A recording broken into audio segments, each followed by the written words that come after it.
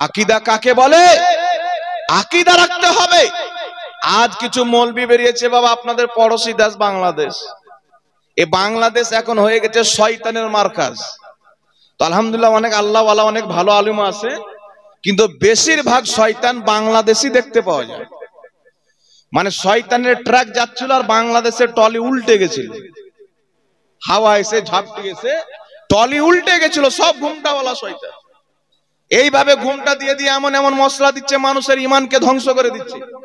এখন মার্কেটে কিছু লোক বেরিয়েছে বাবা, দেখবেন একজন লোক আমাকে ফোন করে বলছে, হুজুর আমরা সালাম কিয়াম ওগুলো কিছু করি না। তা আমি বললাম, তুই সালাম কিয়াম করবি কেন? তোর বাপ ইবলিস আদমের জন্য ঝুঁকিনি তো, তো ইবলিসের আওলাদ দাঁড়াবি কেন?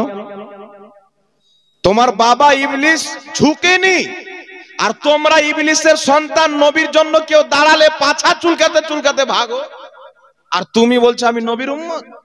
তুমি তো মৌলবীর কালমা পড়েছো, মৌলবী বলেছে তুমি সালাম বাদ দিয়ে দিয়েছো, মৌলবী বলেছে তুমি কিয়াম বাদ দিয়ে দিয়েছো। যারা নবীর কলমা পড়েছে তারা নবীর দুরূদ বাদ দিবে না, নবীর তাজিম বাদ দিবে না। যে মৌলবী নবীর বিরুদ্ধে কথা বলবে, মৌলবীকে তালাক দিবে, মুস্তাফার সালামকে তালাক দিবে না। তো তুমি তো মৌলবীর কথা নিয়েছো, তোমার আব্বা ইবলিস ঝুঁকলো না কেন? তারও অহংকার ছিল, হ্যাঁ আদমের সামনে জন্য ঝুঁকবো আমি। আর সাহাবায়ে কেরাম যখন নবীর আদব করতেন, বুখারী শরীফের হাদিস, মুসলিম শরীফের হাদিস, সাহাবা নবী মুস্তাফার ঘামকে আতর হিসাবে ব্যবহার করতেন। নবী পাক উযু করতেন, সাহাবায়ে কেরাম নবী মুস্তাফার পা ধোয়া পানি, হাত ধোয়া পানি, কুলি করা পানি, নাকে দেওয়া পানি, এই সমস্ত পানি চুল্লুতে নিয়ে, বুখারীর হাদিস, কেউ শরীরে লাগাতেন, কেউ চেহারাতে লাগাতেন। সাহাবা নবীর সম্মান করতেন। মুনাফিক বলতো, ছি ছি ছি রে, কি করছে রে, মোহাম্মদ তো আমাদের মতন মানুষ, ও তো আব্দুল্লাহর বেটা, ওর তো মা আমেনা, ওর তো দাদা আব্দুল মুত্তালিব, ওর তো চাচা আবু তালিব, ওর তো চাচা হযরতে আব্বাস, তো একজন আমাদের মতন মানুষ, উযু করা পানি, নাকে দেওয়া পানি, ছি ছি এরা কি করছে? সাহাবায়ে কেরামের বক্তব্য হলো, তুই জ্বলতেই থাকবি, আমরা নবীর তাজিম করতেই থাকবো। নবীর তাজিম করে সাহাবা জান্নাতি হয়ে গেল, জ্বলে জ্বলে মুনাফিক জাহান্নামী হয়ে গেল। সাহাবারা বাদ দিয়েছেন বাবা। একটা কথা মনে রাখবেন, নবী পাক সাল্লাল্লাহু আলাইহি ওয়াসাল্লামের মোহাব্বতই হলো ইসলামের মেন। আল্লামা ইকবাল বলছেন, मोहम्मद की मोहब्बत दीन हक की शर्त अव्वल है, गर हो इसी में खामी तो सब कुछ नामुकम्मल है। ए प्रिय भाई আমার, এ আব্বা জানেন, একটু লক্ষ্য করে শুনেন। আজ কিতাবের মধ্যে দেওবন্দীদের সবচাইতে বড় গুরু ইসমাইল দেহলভী, আহলে হাদিসরাও তাকে নিজের ইমাম মানে। সে নিজের কিতাব তাকবিয়াতুল ঈমানের মধ্যে লিখছেন, নবী হোক ওলি হোক সবাই হচ্ছে মানুষ, আদম সন্তান, আল্লাহ তাদেরকে বেশি সম্মান দিয়েছেন, তো তারা আমাদের বড় ভাই হলেন, আর আমাদেরকে কম সম্মান দিয়েছেন, তো আমরা ছোট ভাই হলাম। সুতরাং নবীর সম্মান বড় ভাইয়ের মতো করতে হবে। কিতাবের মধ্যে লেখা আছে, আমার গাড়িতে কিতাব আছে, কালকে স্টেজে কিতাবগুলি দেখিয়েছিলাম, আজকে দেখানো প্রয়োজন মনে করলাম না, যদি দরকার পড়ে তো আছি আলহামদুলিল্লাহ। আমার আপনার নবী কি বলছেন? উঠান বুখারী শরীফ ঈমানের অধ্যায় হাদিস, উঠান মিশকাত শরীফ ঈমানের অধ্যায় হাদিস, উঠান মুসলিম শরীফ মুত্তাফিকুন আলাইহি হাদিস। নবী পাক বলছেন, লা ইউমিনু আহাদুকুম হাত্তা আকুনা আহাব্বা ইলাইহি মিন ওয়ালিদিহি ওয়া ওয়ালাদিহি ওয়ান নাসি আজমাইন। রাসূলে কায়নাত বলছেন, অতক্ষণ পর্যন্ত কোন ব্যক্তি ঈমানদার হতে পারে না যতক্ষণ পর্যন্ত নিজের বাবা চাইতে বেশি, নিজের মা চাইতে বেশি, নিজের ছেলে চাইতে বেশি, নিজের মেয়ে চাইতে বেশি, ওয়ান নাসি আজমাইন, এক কথা আল্লাহর পর সবচাইতে বেশি যে মুস্তাফাকে না ভালোবাসবে, লা ইউমিনু, মুসলমান হতে পারে না। একটু জোরে বলেন না সুবহানাল্লাহ। সুবহানাল্লাহ। মুসলমান হতে পারে না। আজকে সামান্য কেউ রাসূলের সম্মানে যদি দাঁড়িয়ে যায় তো বলছে বিদাত। আরে যে দাঁড়ালো সে বিদাতি নয়, যে পালিয়ে গেল সে হলো বিদাতি। কারণ আমার আপনার নবী সাল্লাল্লাহু আলাইহি ওয়াসাল্লাম, হাদিসটি শুনেন, মিশকাত শরীফ বাবু মা জাআ ফিল কিয়াম, এই অধ্যায়ের মধ্যে হাদিস। আবু দাউদ শরীফ কিয়ামের অধ্যায়ের মধ্যে হাদিস। রাসূল কায়নাত সাল্লাল্লাহু আলাইহি সাল্লামের সাহাবা বলছেন, নবী পাক সাল্লাল্লাহু আলাইহি সাল্লাম এবং আমরা একটি মজলিসে বসে থাকতাম। তো মজলিসে বসার পর যখন মজলিস শেষ হতো, নবী উঠে যেতে লাগবেন, কুমনা কায়ামা, আমরা সবাই নবীর সম্মানে দাঁড়িয়ে যেতাম। ইমাম নববী বলছেন সাহাবা যে দাঁড়াতেন ওটা নবীর সম্মানে দাঁড়াতেন। সাহাবা বলছেন আমরা অতক্ষণ পর্যন্ত দাঁড়িয়ে থাকতাম যতক্ষণ পর্যন্ত রসুলে কায়নাত নিজের স্ত্রীগণের হুজরায়ে মুবারাকার মধ্যে কোনো একজন স্ত্রীর হুজরাতে পরিবেশ না করতেন, আমরা নবীর সম্মানে দাঁড়িয়েই থাকতাম। জোরে বলেন সুবহানাল্লাহ। সুবহানাল্লাহ। আবু দাউদ শরীফের মধ্যে সহিহ হাদিস, তিরমিজি শরীফের মধ্যে হাদিস, সহিহ ইবনে হিব্বানের মধ্যে হাদিস, রাসূলে কায়নাত সাল্লাল্লাহু আলাইহি সাল্লামের নিকটে সাইয়্যিদাতিনা ফাতেমাতুজ জাহরা রাদিয়াল্লাহু তাআলা আনহা এসেন। আমার নবী মা ফাতেমার সম্মানে দাঁড়িয়ে গেছেন। মা ফাতেমার দরবারে নবী মুস্তাফা এসেন। মা ফাতেমা নবীর সম্মানে দাঁড়িয়ে গেছেন, নবীর হাতকে চুমুন দিয়েছেন। আল্লাহু আকবার কবীরা। উঠান বুখারী শরীফ বাবুল কিয়ামের মধ্যে হাদিস, আমার আপনার নবী সাল্লাল্লাহু আলাইহি সাল্লাম একজন সাহাবাকে বাকি সাহাবার সর্দার বানিয়েছিলেন। তিনি যখন আসলেন, সাওয়ারি থেকে নামলেন, রাসূলে পাক প্রত্যেক সাহাবাকে হুকুম দিলেন, কুমু ইলা সাইয়্যিদুকুম, তোমরা তোমাদের সর্দারের জন্য দাঁড়িয়ে যাও। ইমাম নববী বলছেন এই কিয়ামটা ছিল সম্মানের জন্য। ইমাম ইবনে হাজার আসকালানী বুখারী শরীফের শারা ফাতহুল বারীর মধ্যে লিখতেছেন এই কিয়ামটা ছিল সম্মানের জন্য। ইমাম বাইহাকি বলতেছেন এই কিয়ামটা ছিল সম্মানের জন্য। ইমাম মুল্লা আলী কারি বলতেছেন এই কিয়ামটা ছিল সম্মানের জন্য।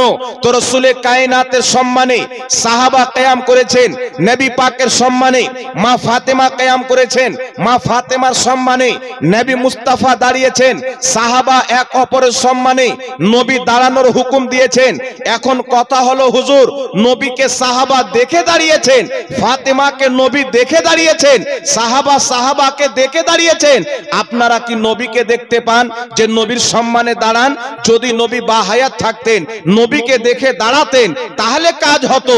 এখন তো নবী দেখতে পাওয়া যায় না, তো এখন কেন দাঁড়াচ্ছেন? তো এই পৃথিবীর মুসলমান এই বিষয়ে সমস্ত উম্মতের ঐক্যমত রয়েছেন। ইমাম কাজী আয়াজ রাহমাতুল্লাহ আলাইহি সকলের গ্রহণযোগ্য মুহাদ্দিস, বিশ্ববিখ্যাত ফকিহ, নিজের কিতাব শেফা শরীফের মধ্যে লিখতেছেন যেমন তাজিম ও সম্মান সাহাবায়ে কেরাম নবী মুস্তাফার করেছেন, নবী পাকের ইন্তিকালের পর কিয়ামতের সকাল পর্যন্ত তেমনি সম্মান করা পুরো উম্মতের জন্য জায়েজ আছে। জোরে বলেন সুবহানাল্লাহ। সুবহানাল্লাহ। সুবহানাল্লাহ। আর একটু জোরে বলতে হবে সুবহানাল্লাহ। সুবহানাল্লাহ। সমস্ত ফোকাহ একমত, যেমন তাজিম সাহাবা রাসূলুল্লাহর করেছেন, নবী পাকের ইন্তিকালের পর সেম তাজিম করা কিয়ামত পর্যন্ত জায়েজ আছে। এটা হচ্ছে ইসলাম। তো সাহাবা দাঁড়িয়েছেন, নবী পাকের সম্মানে দাঁড়ালেন সমস্ত সাহাবা। একজন সাহাবাও বসে থাকেননি। কথা বুঝছেন আমার? একজন সাহাবা বসে থাকেননি। নবী পাক হুকুম করলেন তোমার সর্দারের জন্য দাঁড়াও, একজন সাহাবা বসে থাকেননি, সবাই দাঁড়িয়েছেন। এখন যদি কোনো মুসলমান নবী মুস্তাফাকে না দেখে, আচ্ছা বলেন তো সাহাবারা নবীকে দেখে ঈমান নিয়েছিল, আমরা না দেখে নিয়েছি? একটু জোরে বলেন না। সাহাবা রাসূলে পাককে দেখে ঈমান এনেছেন, আমরা না দেখে ঈমান এনেছি। সাহাবা দেখে সম্মান করতেন, আমরা না দেখে সম্মান করব। কিয়ামতের ময়দানে বলবো ইয়া রাসূলুল্লাহ আপনাকে না দেখে সম্মান করেছি, আপনার জামানাতে যদি থাকতাম আপনার মোহাব্বতে যুদ্ধের ময়দানে জীবন পর্যন্ত দিয়ে দিতাম। এই পৃথিবীর মুসলমান সাহাবা নবীর সম্মানে দাঁড়িয়েছেন। আজকে যদি মুসলমান রাসূল পাকের সম্মানে দাঁড়ায়, কিয়াম করে, কোন ব্যক্তি যদি বসে থেকে যায় সেই ব্যক্তি বিদাতি হলো। দাঁড়ানেওয়ালা তো সাহাবার সুন্নাতে আমল করলো। আজকে কোন ব্যক্তি নবীর তাজিমে যদি দাঁড়িয়ে যায় আর কোন ব্যক্তি যদি পালিয়ে যায় সেই ব্যক্তি শয়তানের তরিকাকে মানলো। আর যারা দাঁড়িয়ে গেল তারা তো মুহাম্মদ রাসূলুল্লাহর সাহাবার তরিকাকে মানলো। তো যারা নবীর সম্মানে কিয়াম করে তারা সাহাবার ইসলামকে নিয়েছে, যারা বসে থাকে বা পালিয়ে যায় তারা শয়তানের সুন্নাতকে নিয়েছে। আমরা কার সুন্নাত নিব তুমি জান্নাতি হব বাবা? নবী পাক বলছেন মা আনা আলাইহি ওয়া সাহাবী, যে আমার সাহাবীর তরিকাতে চলবে তারাই হবে জান্নাতি। একটু জোরে বলতে হবে সুবহানাল্লাহ। সুবহানাল্লাহ। একজন সাহাবা দেখা নবী এসেছেন, নবীর সম্মানে দাঁড়িয়েছেন, একজন সাহাবা বসে থেকেছেন, কেউ বসেননি। তো নবীর সম্মানে আজকে যে দাঁড়াতে পারে না এদের মাইন্ড আর ইবলিসের মাইন্ড হচ্ছে এক। ইবলিস আদমের সামনে বাবা ঝুঁকতে পারেনি, অহংকার চুলারে নামাজ পড়ছি আমি, 5 ওয়াক্তের নামাজি আমি ঠিক, কিন্তু সাহাবা ঝুঁকে গেছেন। আচ্ছা বলেন তো, ইবলিস সুন্নাতি হয়েছে না সাহাবা সুন্নাতি হয়েছে? এটা জোরে বলেন না। ইবলিস ইমানদার থেকেছে না সাহাবা থেকেছে? ইবলিসের ইমান ধ্বংস হয়ে গেছে, সাহাবার ইমান মজবুত হয়ে গেছে। জোরে বলেন না সুবহানাল্লাহ। এখন আপনারা বলেন, এখন কথা হচ্ছে হুজুর দাঁড়ানো নিয়ে তো সমস্যা নাই, তো দাজ্জাল কানা তুই পালাচ্ছিস কেন? তুই দাঁড়িয়ে তোর যেটা ইচ্ছা ওটা পড়। বলছে সমস্যা হলো ইয়া নবীকে নিয়ে। কি কে নিয়ে সমস্যা? ইয়া নবীকে নিয়ে সমস্যা, দাঁড়ানোকে নিয়ে সমস্যা নয়।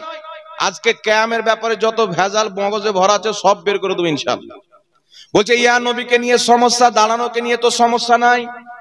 আচ্ছা যদি দাঁড়ানোকে নিয়ে সমস্যা না থাকে, সবাই ইয়া নবী সালাম আলাইকে পড়ে, তুই দাঁড়িয়ে দুরুদে ইব্রাহিম পড়। তুই দাঁড়া তো, কিন্তু তুমি না দাঁড়িয়ে তো ইবলিসের চরিত্র অবলম্বন করলে। যারা দাঁড়ালো তারা তো সাহাবার সুন্নাতে আমল করলো। জোরে বলেন না সুবহানাল্লাহ। এ ব্রাদার ইসলাম, এইবার চলে আসেন, আপনাকে এই যে হাদিসগুলো শোনালাম, হাদিসের ব্যাখ্যা ইমাম বাইহাকি রাহমাতুল্লাহ আলাইহি, যিনি সুনানুল কুবরা লিল বাইহাকি হাদিসের কিতাব লিখেছেন 11 খণ্ডে বিভক্ত, আমার কাছে আছে। যিনি দালাইলুন নবুয়াত লিখেছেন 9 খণ্ডে বিভক্ত, ওটাও আমার কাছে আছে। যিনি শোয়েবুল ঈমান লিখেছেন ওটাও কয়েক খণ্ডে বিভক্ত। আরো অনেক কিতাব লিখেছেন, আল আসমা ওয়াস সিফাত লিখেছেন। আকীদারও ইমাম ছিলেন, হাদিসেরও ইমাম ছিলেন তিনি। তিনার বক্তব্য কি? আজকে লামাজাবি বলতে চাই কওরির সম্মানে কাউকে দাঁড়ানো শিরিক, বলে কি বলে না?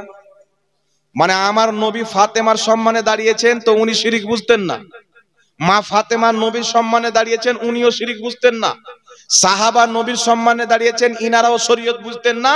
শরীয়ত বুঝে এই ঘুমঠাওয়ালা শয়তান, ইহুদির টাকা খানেওয়ালা, আমেরিকার ফান্ডিং লেনেওয়ালা, এ বেশি শরীয়ত বুঝে গেছে। আর মানুষকে গুমরাহ করার জন্য কি বলছে জানেন? বলছে ইয়া নবী বলা যাবে না, বলে কি বলে না বাবা? আর জোরে বলেন, বলে কি বলে না? যেইগুলো হাদিস বললাম এই সমস্ত হাদিসকে একত্রিত করে ইমাম নববী রাহমাতুল্লাহ আলাইহি ফয়সালা দিয়েছেন, সম্মানিত ব্যক্তির সম্মানে দাঁড়ানো মুস্তাহাব সওয়াবের কাজ। জোরে বলেন সুবহানাল্লাহ। সুবহানাল্লাহ। ইমাম বাইহাকি বলেছেন হক্কানি আলিম উলমার জন্য, হক্কানি পীর মাশায়েখদের জন্য এবং হক্কানি সহি বাদশা যারা ইনসাফ করে, সঠিক বাদশা, তাদের সম্মানে দাঁড়ানো জায়েজ বরং সওয়াব। জোরে বলতে হবে সুবহানাল্লাহ। সুবহানাল্লাহ। ইমাম ইবনে হাজার আসকালানী রাহমাতুল্লাহ আলাইহি বুখারী শরীফের সারা ফাতহুল বারির মধ্যে লিখেছেন, সম্মানিত ব্যক্তির সম্মানে কিয়াম করা, দাঁড়িয়ে যাওয়া হচ্ছে জায়েজ বরং মুস্তাহাব সওয়াবের কাজ। পৃথিবীর কোনো মায়ের লাল জন্ম হয়নি যারা বলে কোনো মানুষ কোনো ব্যক্তির সম্মানে দাঁড়াতে পারবে না, এরা নবীর শরীয়তকে নেয়নি, এরা ইবলিসের শরীয়তকে নিয়েছে, আমেরিকার শরীয়তকে নিয়েছে। এখন মানুষকে গোমরাহ করবে, আরে দাঁড়ানো থাক। ইয়া নবী কোন কিতাবের মধ্যে নাই। আল্লাহ পাক কোরআন পাকের মধ্যে বলেছেন ইয়া আইয়ুহান নবী, কোরআন পাকে আছে না নাই বাবা? আর জোরে বলেন আছে না নাই? তো আল্লাহ বলছেন ইয়া আইয়ুহান নবী, আল্লাহ কি সুন্দর ভাবে বলেছেন ইয়া আইয়ুহান নবী, অর্থাৎ হে সম্মানিত নবী। আর বেরা তুমি বলছো ইয়া নবী, তো আল্লাহ পাকের কোরআনের বিরুদ্ধে বলছো। আচ্ছা বলেন তো বাবা, ইয়া আইয়ুহান নবীর অর্থ ওয়াহাবি করলো কি হে সম্মানিত নবী? তাহলে ইয়া আইয়ুহাল কাফিরুন কোরআন পাকে আছে না নাই? তাহলে অর্থ কি হবে ওয়াহাবির মতে? হে সম্মানিত কাফির। এটা অর্থ হবে কি হবে না? ইয়া আইয়ুহান নবীর অর্থ যদি হয় হে সম্মানিত নবী, তাহলে ইয়া আইয়ুহাল কাফিরুন মানে হবে হে সম্মানিত কাফির। তো মৌলবি দাজ্জাল কানা, একদিক দেখে আর একদিক দেখতে পায় না। নালে ইয়া আইয়ুহান নবী পড়েছে, ইয়া আইয়ুহাল কাফিরুন পড়েনি। তবে বিরাদর ইসলাম একটা কথা মনে রাখবেন, ইয়া আইয়ুহান নবীর অর্থ যে কোনো ডিকশনারিতে দেখেন, যাদের অনুবাদ করা কোরআন হোক না কেন, সবাই একটাই অর্থ করেছে ইয়া আইয়ুহান নবী, অর্থাৎ হে নবী। কি অনুবাদ করেছেন বাবা? হে নবী বলে অনুবাদ করেছেন।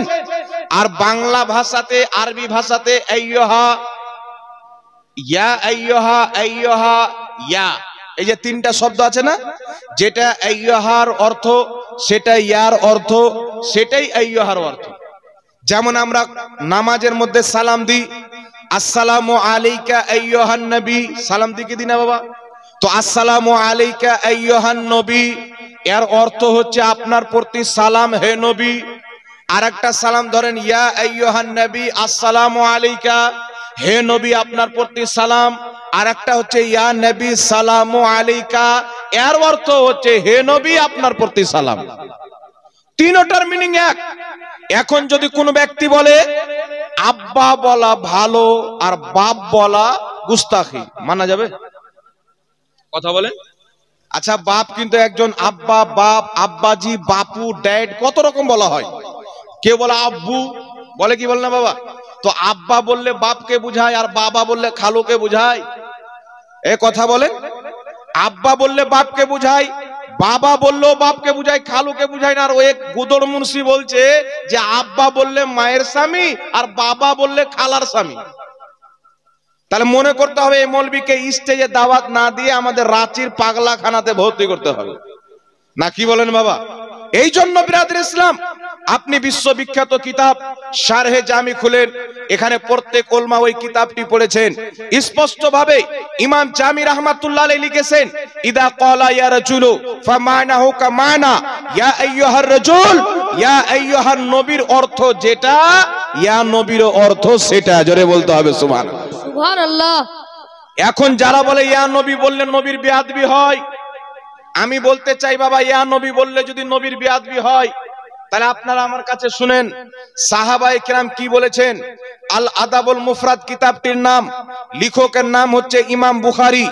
সেই কিতাবের মধ্যে হাদিস, হাদিসের মান হচ্ছে হাসান, হাসান পর্যায়ের বিশুদ্ধ হাদিস। সাইয়েদনা আব্দুল্লাহ ইবনে ওমর কুফার মাটিতে আছেন, তিনার ডান সাইড প্যারালাইসিস হয়ে গেল। ডক্টর দেখাচ্ছেন ঠিক হচ্ছেন না, তাবিব দেখাচ্ছেন ঠিক হচ্ছেন না। উনার একজন সাহাবী তাবেঈ বলছেন, উযকুর আহাব্বান নাসে ইলাইকা, হুজুর আপনি যাকে সবচাইতে বেশি ভালোবাসেন তার নাম ধরে ডাক দেন, আপনার পাও ঠিক হয়ে যাবে। উনি বললেন ফাকালা ইয়া মুহাম্মাদা, উনি কুফার মাটি থেকে ইয়া মুহাম্মদ বলে ডাক দিলেন, আল্লাহ সঙ্গে সঙ্গে তিনার পাওকে ঠিক করে দিলেন। জোরে বলতে হবে সুবহানাল্লাহ। সুবহানাল্লাহ। তাহলে ইয়া নবী বললে যদি নবীর বেয়াদবি করা হয়, পৃথিবীর কোন লামাযহাবী, পৃথিবীর কোন দেওবান্দি, আমি বলবো তোমরা এই ফতোয়া কোথায় পেয়েছো? এই ফতোয়া বুখারীর ফতোয়া নয়, এই ফতোয়া মুসলিমের ফতোয়া নয়, এই ফতোয়া তিরমিজির ফতোয়া নয়, এই ফতোয়া কোরআনের ফতোয়া নয়। যারা ইয়া নবী বলে তারা তো সাহাবার ফতোয়া নিয়েছে। যারা বলে ইয়া নবী বললে নবীকে অপমান করা হয়, আল্লাহর কসম খেয়ে বলি এটা ইসলামের ফতোয়া নয়, এটা আমেরিকা ইসরায়েলের ফান্ডিং এর ফতোয়া। তাহলে নবীর ফতোয়া সাহাবার ফতোয়া নিলে না জান্নাতি হবেন? কথা আমার বুঝতে পারছেন কি পারেন না বাবা? সাহাবা বলছেন ইয়া মুহাম্মদ, আর ও বলছে ইয়া মুহাম্মদ বলা যাবে না। একটা পাগলা মৌলবি বেরিয়েছে, আবু জেহেলকে মুসলমান বলে বাংলাদেশে। বাপ বড় শয়তান, বেটা ফের দু হাত আরো লম্বা শয়তান। জি, ওর বাপ বলছিল নবী কিয়ামতে ফেলফেল করে তাকিয়ে থাকবে, নবী কবরে মরা মানুষ পড়ে আছে, নবীর মুখ দিয়ে দুর্গন্ধ বেরোতো। এ শয়তান এসে বলছে আবু জেহেল আমাদের মতন মুসলমান ছিল। ইসলাম জরুরিয়াতে দিনের মধ্যে এটা একটি, যে মুসলমানকে মুসলমান মনে করা, কাফিরকে কাফির মনে করা, এটা জরুরিয়াতে দিন। কেউ যদি মুসলমানকে কাফির বলে সে নিজেই কাফির, কেউ যদি কাফিরকে মুসলমান বলে সেই ব্যক্তি নিজে কাফির, মুসলমান নয়। কাফিরকে কাফির বলা, মুসলমানকে মুসলমান বলা, এটা হচ্ছে নবী মুস্তাফার শরীয়ত। জোরে বলতে হবে সুবহানাল্লাহ। তো আবু জেহেলের কাফির হওয়াতে কোনো সন্দেহ আছে? একটু জোরে বলেন, সন্দেহ আছে? তো আবু জেহেলকে যেই ব্যক্তি মুসলমান বলবে ও মুসলমান নয়, শরীয়তের দৃষ্টিতে ওই মৌলবি কাফির ও মুরতাদ হয়ে যাবে। কথা বুঝতে পেরেছেন কি পারেননি বাবা? এখন একটু লক্ষ্য করে শুনেন। আচ্ছা বলেন বাবা, কোরআন পাকের মধ্যে ইয়া আইয়ুহান নবী আছে, ইয়া আইয়ুহাল কাফিরুন আছে। যেই মৌলবি বলেছে ইয়া আইয়ুহান নবীর অর্থ হে সম্মানিত নবী, ওই মৌলবি এটাও বলতে হবে তাকে যে ইয়া আইয়ুহাল কাফিরুন মানে হে সম্মানিত কাফির। তো এরা নবীর কিয়ামকে বন্ধ করার জন্য এ শয়তান কোরআন পাকের মিনিং পর্যন্ত চেঞ্জ করছে। এ মৌলবি হবে না দাড়িওয়ালা শয়তান হবে? আপনি বলেন। এ টুপিওয়ালা শয়তান, এই শয়তান থেকে ঈমান বাঁচাতে হবে। আপনি আল্লাহর কোরআন খুলুন, এই পবিত্র কোরআনের মধ্যে রয়েছেন ইয়া আইয়ুহান নবী, ইয়া আইয়ুহার রাসূল, ইয়া আইয়ুহাল মুসাম্মিল। ওই কোরআনের মধ্যে রয়েছেন ইয়া আদম, ইয়া ঈসা, ইয়া ইয়াহইয়া খুযিল কিতাবা বিকুওয়াতিন ওয়া আতাইনাহুল হুকমা সাবিয়া। এই কোরআন পাকের মধ্যে আল্লাহ নবীগণকে ইয়া শব্দ দিয়ে সম্বোধন করেছেন। কখনো ইয়া আদম বলেছেন, কখনো ইয়া ইয়াহিয়া বলেছেন, কখনো ইয়া জাকারিয়া বলেছেন, কখনো ইয়া মুসা বলেছেন, আর কখনো ইয়া ইউহান নবী বলেছেন। তো বুঝা গেল কোরআন পাকের ফতোয়া অনুযায়ী ইয়া আইয়ুহান নবী বলাও যায়, ইয়া নবী বলাও যায়। জোরে বলেন সুবহানাল্লাহ। কথা বুঝতে পেরেছেন কি পারেননি বাবা? এখন কিছু লোক নবীর দরজাতে আসলেন, একটু লক্ষ্য করে শুনেন। নবী পাক সাল্লাল্লাহু আলাইহি সাল্লামের দরবারে কিছু লোক আসলেন, আসার পরে বলছেন ইয়া মুহাম্মদ, হে মুহাম্মদ বাইরে আসেন, দরকার আছে। হে মুহাম্মদ বাইরে আসেন, দরকার আছে। বাবা শরীয়তের মাসলা হলো, আপনি যদি আমার বাড়ির সামনে আসেন আমাকে ডাক দিবেন, কোনো প্রবলেম নাই। কিন্তু আল্লাহর হাবিব নবী পাক সাল্লাল্লাহু আলাইহি সাল্লামকে বাড়ির বাইরে থেকে ডাক দেওয়া যাবে না। আপনি বাইরে দাঁড়িয়ে থাকেন, যদি আপনার প্রয়োজন থাকে, যতক্ষণ পর্যন্ত নবী মুস্তাফা বাড়ি থেকে না বেরিয়ে আসবে ততক্ষণ পর্যন্ত আপনি ডাকতে পাবেন না। এটা নিষেধ। না ইয়া নবী বলে ডাকতে পাবেন, না ইয়া রাসূলুল্লাহ বলে ডাকতে পাবেন, না ইয়া আইয়ুহান নবী বলে ডাকতে পাবেন। চুপচাপ দাঁড়িয়ে থাকতে হবে যতক্ষণ পর্যন্ত রাসূল হুজরা থেকে না বের হবে। কিছু লোক এসে ডেকে দিলেন ইয়া মুহাম্মদ বলে। আমার আল্লাহ আয়াত নাজিল করলেন যে এইভাবে নবী পাককে ডাকিও না, তোমরা দাঁড়িয়ে থাকো, যতক্ষণ পর্যন্ত না নবী বের হবে তোমরা ডাক দিও না। কথা বুঝতে পারছেন কি পারেন না বাবা? কিছু লোক এই আয়াতকে নিয়ে বলছেন যে ইয়া মুহাম্মদ বলে তারা ডেকেছিল, নবী মানা করে দিলেন, ওখানে ইয়া মুহাম্মদ বলেও ডাকা যাবে না, ইয়া রাসূলুল্লাহ বলেও ডাকা যাবে না, ইয়া আইয়ুহান নবী বলেও ডাকা যাবে না। আচ্ছা বাবা, আমি আপনাকে বলতে চাই, ইয়া নবী বললে যদি বেয়াদবি হয়, তো আব্দুল্লাহ ইবনে ওমর ইয়া মুহাম্মদ বলেছেন, বেয়াদবি করেছেন কি করেননি? এদের ফতোয়া অনুযায়ী তো বেয়াদবি হবে। তো যাদের ফতোয়াতে সাহাবা বেয়াদব প্রমাণ হয়, এই মৌলবীর জালসা শোনা যাবে না, মৌলবীকে কাঁচা কমজিলে মারতে হবে। আপনারা বলেন, এখন পৃথিবীকে বলবে কি, মানুষকে শিক্ষা দিবে কি? আমি আপনাকে বলছি, মুসলিম শরীফ খুলেন। আমার আপনার নবী সাল্লাল্লাহু আলাইহি সাল্লাম মক্কা থেকে হিজরত করে মদিনা যাচ্ছেন। মদিনার সাহাবা নবী মুস্তাফার আগমনের খুশিতে মিছিল বের করেছেন। সাহাবারা নবীকে কি বলছিলেন? প্রত্যেক সাহাবা নারা লাগাচ্ছিলেন। হাদিসের শব্দ হলো ফাসাইদার রিজাল ওয়ান নিসাউ ফাওকাল বুয়ুত তাফাররাকাল গিলমান ওয়াল খুদ্দামু ফিত তুরুক ইউনাদুনা ইয়া মুহাম্মদ ইয়া রাসূলুল্লাহ। প্রত্যেক সাহাবীর জামানে ইয়া মুহাম্মদ ইয়া রাসূলুল্লাহর স্লোগান ছিল। জোরে বলেন সুবহানাল্লাহ। হাদিসটি মুসলিম শরীফের হাদিসকে কোন মায়ের লাল জয়ীব বলবে? কেটা জাল বলবে? মুসলিম শরীফের হাদিস। মদিনার প্রত্যেক সাহাবা ইয়া রাসূলুল্লাহ বলেছেন, ইয়া মুহাম্মাদও বলেছেন। এখন আপনারা বলেন তো বাবা, কেউ যদি ইয়া নবী বলে, ইয়া মুহাম্মদ বলে, ইয়া রাসূল বলে, তারা ভুল করলো না সাহাবার আমলে আমলিত হলো? তারা ভুল করলো না সাহাবার আমলে আমল করলো? আর জোরে বলেন। সাহাবা নবীকে ইয়া মুহাম্মদ বলেছেন, তো যারা ইয়া নবী বললো সাহাবার সুন্নাতে আমল করলো। যারা এটাকে বিদআত বললো, সাহাবায়ে কেরামকে বিদআত বললো, ওই ব্যক্তি জাহান্নামে যাবে। ওই ব্যক্তি বিদআতি, কিন্তু ইয়া নবী বলে সম্বোধন করনেওয়ালা বিদআতি নয়, সাহাবায়ে কেরামের সুন্নাতে আমল করলো। জোরে বলেন সুবহানাল্লাহ। আরেকটা কথা হচ্ছে বিরাদর ইসলাম, রাসূল কায়নাত সাল্লাল্লাহু আলাইহি সাল্লাম বলছেন আসসালামু কাবলাল কালাম, আগে সালাম পরে কালাম। না কি বলেন? আগে সালাম পরে কালাম। কিন্তু আমরা কি বলি? ইয়া নবী সালামু আলাইকা, আগে কালাম করে নি পরে সালাম করে দি। দেখবেন একটা মৌলবি বেরিয়েছে, নাম নিলে তো স্টেজে নাম নেওয়াটাও ঠিক হবে না, কোথাও মাজবুরিতে নিয়ে আলাদা ব্যাপার। পোল্ট্রি মুরগি বললে হয়তো আপনারা চিনে নেবেন। এটা পোল্ট্রি মুরগি টাইপের মৌলবি বেরিয়েছে, ওর প্যাট দেখবেন তো মনে হবে যে মুখটা মানুষের, প্যাটটা হাতির। এইরকম মৌলবি বেরিয়েছে, বলছে আসসালামু কাবলাল কালাম, বুখারী শরীফের হাদিস। অথচ বুখারী শরীফের মধ্যে এই হাদিস কোন জায়গাতে নাই। হাদিসটি হচ্ছে তিরমিজি শরীফের। কোন কিতাবের হাদিস? তিরমিজি শরীফের হাদিস। ইমাম তিরমিজি হাদিসটি উল্লেখ করেছেন আসসালামু কাবলাল কালাম। হাদিসটি উল্লেখ করে বলছেন হাদা হাদিসুন মুনকার, আগে সালাম পরে কালাম।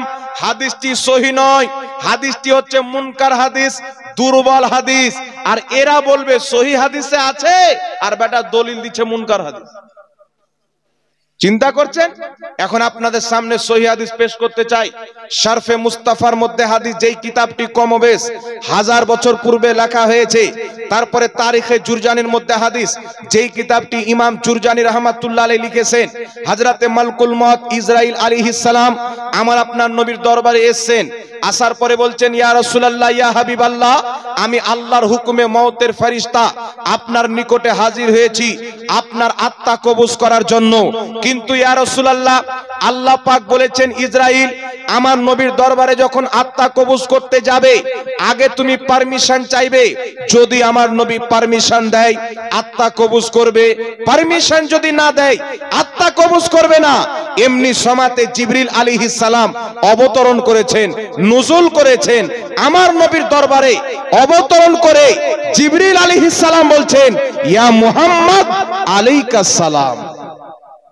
আর জোরে বলেন না সুবহানাল্লাহ। সুবহানাল্লাহ। ফেরেশতাদের সরদার সাইয়্যিদুল মালায়েকা জিবরিল আলাইহিস সালাতু ওয়াস সালাম বলছেন কি, ইয়া মুহাম্মদ আলাইকাস সালাম। আমার নবী সাল্লাল্লাহু আলাইহি সাল্লাম বললেন না, জিবরিল তুমি আগে নাম নিয়ে পরে সালাম করেছো, ভুল করেছো, বিদআত করেছো, অমুক করেছো, ধুমুক করেছো, বললেন না। আমার আপনার নবী বললেন, ওয়া আলাইকুমুস সালাম। কি বললেন? ওয়া আলাইকুমুস সালাম।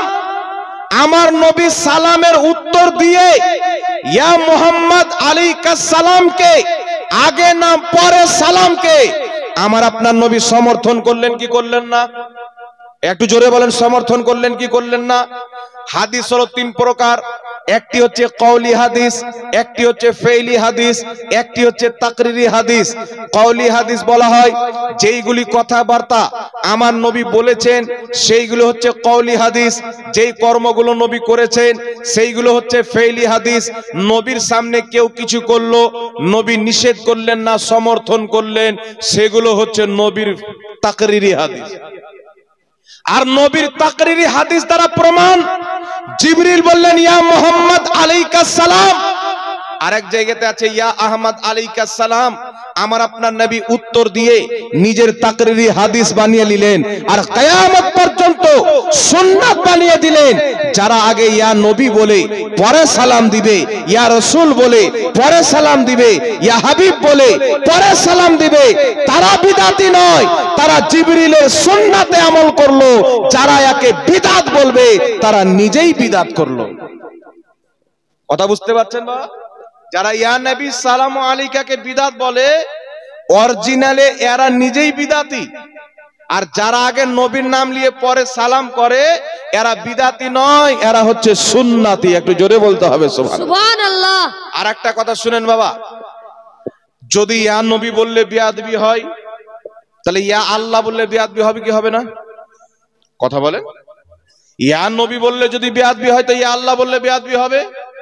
আর যেই মুন্সি বলে ইয়া নবী বলা যাবে না, সকাল সন্ধ্যা ইয়া আল্লাহ বলে কি বলে না? তো ও তো আল্লাহর বেয়াদবি করলো। এখন বলবে, হুজুর আল্লাহ তো মানুষের চামড়ার চাইতেও নিকটে, সব সময় শুনে সব সময় দেখে, তো আল্লাহ কাছে আছেন তাই আল্লাহকে ইয়া আল্লাহ বলা যাবে, নবী তো কাছে নাই, দূর থেকে ইয়া নবী বলা যাবে না। কিন্তু গ্রামারের কিতাব, ইলমে নোহের কিতাব, এলালুন নোহ কিতাবটির নাম, সেই কিতাবের মধ্যে লেখা আছে ইয়া শব্দ দূরকার জন্য ব্যবহার হয়, কাছের জন্য ব্যবহার হয়। সুতরাং কিয়ামতের সকাল পর্যন্ত ইয়া নবী সালামু আলাইকা পাঠ করা জায়েজ আছে। বরং নবীর প্রতি সালাম হবে। একে যারা বিদআতি বলবে তাদের 14 গোষ্ঠী বিদআতি। কথা বুঝতে পেরেছেন বাবা? একটু জোরে বলুন তো সুবহানাল্লাহ। সুবহানাল্লাহ। আর একটু জোরে বলুন তো সুবহানাল্লাহ। সুবহানাল্লাহ। এবার আপনাদেরকে কয়েকটি রেফারেন্স দিচ্ছি, শুনেন। এখন কিছু মিথ্যুক মৌলবি বেরিয়েছেন। আল্লাহ তাবারাক ওয়া তাআলার প্রিয় হাবিব বলছেন, কিয়ামতের পূর্বে কিছু দাজ্জাল বের হবে, কিছু কাযযাব বের হবে। তারা বেরিয়ে কি করবে? বলছে এমন এমন কথা বলবে, ফতোয়া দিবে, হাদিস পড়বে, না তোমরা শুনেছো না তোমাদের বাপ দাদা শুনেছে। নবী বললেন দাজ্জাল বের হবে, কাযযাব বের হবে। আর সেই দাজ্জাল, সেই কাযযাব এখন স্টেজে বক্তা সেজে আছে বাবা। কেমন করে বক্তা সেজে আছে? তারা মানুষকে বলতে চায় কিয়ামের বয়স হলো 150 বছর। এই কথা বলেছে কি বলেনি বাবা? একটু জোরে বলেন, বলেছে কি বলেনি? আপনারা হয়তো অনেকেই শুনে হবেন, অনেকেই শুনে হবেন না। কিছু কাযযাব বেরিয়েছে, দাজ্জাল বেরিয়েছে, তারা বলতে চায় কিয়ামের বয়স হলো 150 বছর। কিন্তু আজ থেকে কমবেশ 450 বছর পূর্বের ইমাম শেখ আব্দুল হক মুহাদ্দিস দেহলভী আল বুখারী রাহমাতুল্লাহ আলাইহি, সকলের গ্রহণযোগ্য ইমাম, গ্রহণযোগ্য মুহাদ্দিস, তিনি নিজের কিতাব আখবারুল আখিয়ারের মধ্যে লিখতেছেন কিয়াম করা হচ্ছে সওয়াবের কাজ। 450 বছরে ইমাম বলছেন কিয়াম করা সওয়াবের কাজ, তিনি নিজেই কিয়াম করছেন। আর এখন কাজ্জাব মৌলভী বলছে কিয়ামের বয়স হলো 150 বছর। বলেন নাউজুবিল্লাহ। আর একটু জোরে বলেন না নাউজুবিল্লাহ। আর একটি কিতাব কমবেশ 500 বছর পূর্বের লেখা কিতাব, কিতাবটির নাম হলো সিরাতে হালবিয়া, বেইরুত লেবাননের ছাপ, প্রথম খণ্ড। সেই কিতাবের মধ্যে ইমাম হালবি বলছেন সবাই মিলে নবীর মোহাব্বতে দাঁড়িয়ে ইয়া নবী সালামু আলাইকা পাঠ করে, যাকে কিয়াম বলা হয়। এই কিয়ামটা হচ্ছে মুস্তাহাব, যারা করবে আল্লাহ তাদেরকে সওয়াব দান করবে। জোরে বলেন সুবহানাল্লাহ। সুবহানাল্লাহ। একাধিক ইমাম মুহাদ্দিসিনগণ জায়েজ বলেছেন। আজকে ঘাস কাটনেওয়ালা মৌলবি, চানাচুর বিক্রি করনেওয়ালা মৌলবি, দাসের বেটা, মুচির বেটা যখন দেখছে ব্যবসা ধর্মের নামে তো খুব চলে, বলছে স্টেজে বসে ভুং ভাং বলে দাও ব্যবসা ভালো চলবে, ধর্মের নামে ব্যবসা করতে নেমেছে। এই ব্যবসায়ীরা বলছে কিয়াম করা যাবে না, কিন্তু বড় বড় ইমাম মুহাদ্দিসিনরা বলছে কিয়াম করা সওয়াবের কাজ। একটু জোরে বলতে হবে সুবহানাল্লাহ। সুবহানাল্লাহ। আপনারা বলেন তো বাবা, আমরা মুহাদ্দিসদের মানবো না আজকের জাহিলদের মানবো? জিনারা বলেছেন কিয়াম করা জায়েজ, ইমাম মুল্লা আলী কারি বলেছেন কিয়াম করা জায়েজ। ইমাম মুল্লা আলী কারি 2.5 লক্ষ হাদিসের হাফিজ ছিলেন। কত লক্ষ হাদিসের হাফিজ? 2.5 লক্ষ। ইমাম হালবি রাহমাতুল্লাহ আলাইহি কমবেশ 1.5 লক্ষ, 2.25 লক্ষ হাদিসের হাফিজ ছিলেন। শেখ আব্দুল হক মুহাদ্দিস দেহলভী রাহমাতুল্লাহ আলাইহি কমবেশ 1.5 বা 2 লক্ষ হাদিসের হাফিজ ছিলেন। তাহলে আপনারা বলেন, এত বড় বড় হাদিস বিশারদ, লক্ষ লক্ষ হাদিস জাননেওয়ালা নিজে কিয়াম করছেন, কিয়াম করা জায়েজ বলছেন।